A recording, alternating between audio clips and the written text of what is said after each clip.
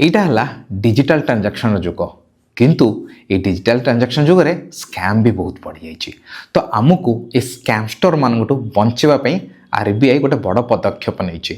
आगे सब बैंक मानकर जो वेबसाइट थिला ना कार .com कार .co.in सब डिफरेंट थिला।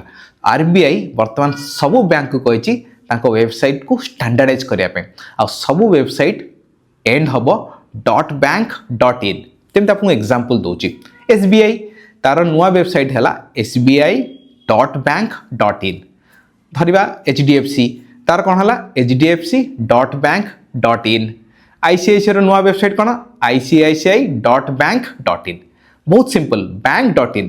तो आमको बहुत केयरफुल हवार अच्छे आज जिते बेले भी आम को बैंक वेबसाइट खोलिबा चेक करवा .bank.in अच्छी ना नहीं।